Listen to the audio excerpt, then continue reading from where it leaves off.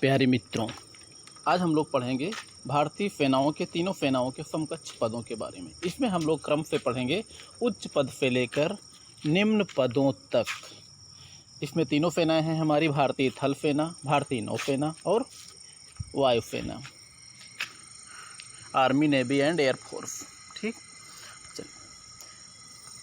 इसमें जो है सर्वोच्च पद जो होता है, जो कि अस्थायी नहीं है लेकिन सर्वोच्च है।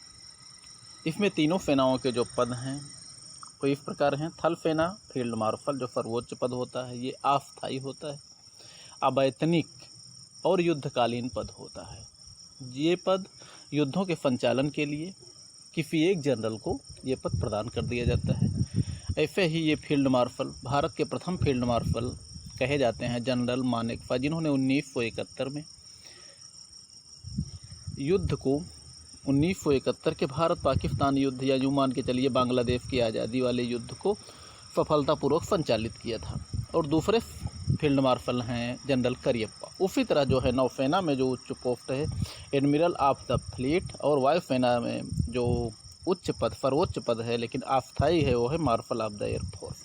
लेकिन उसके बाद जो अस्थायी आ जाता है तो वहाँ से हम लोग पढ़ते हैं ये जो प्रथम पद है वर्तमान में जो सर्वोच्च पद है और अस्थायी पद है, तो ये जो है हम इसके बारे में हम लोग पढ़ते हैं। थल सेना जो कि जनरल कहा जाता है, अर्थात थल सेना अध्यक्ष जनरल, नौसेना अध्यक्ष को एडमिरल और वायुसेना अध्यक्ष को एयर चीफ मार्शल, जो कि सर्वोच्च पद और अस्थायी पद, सर्वोच्च और अस्थायी पद के रूप में इस समय विद्यमान है। ठीक, और जो दूसरा पद आता है उससे छोटा वाला पद वो है थल सेना अध्यक्ष में कहा जाता है लेफ्टिनेंट जनरल, नौसेना में वाइस एडमिरल और वायुसेना में एयर मार्शल। ये है दूसरा पद, दूसरा छोटा पद।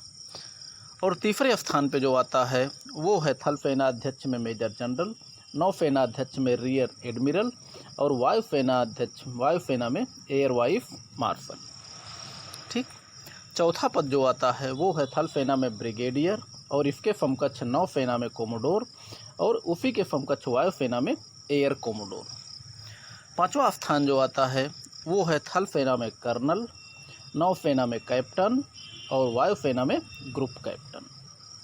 ठीक, छठवां पद जो आता है वो है थल सेना में लेफ्टिनेंट कर्नल, नौसेना में कमांडर और वायुसेना में विंग कमांडर। सातवां स्थान जो आता है वो है थल सेना में मेजर, नौसेना में लेफ्टिनेंट कमांडर, वायुसेना में स्क्वाड्रन लीडर।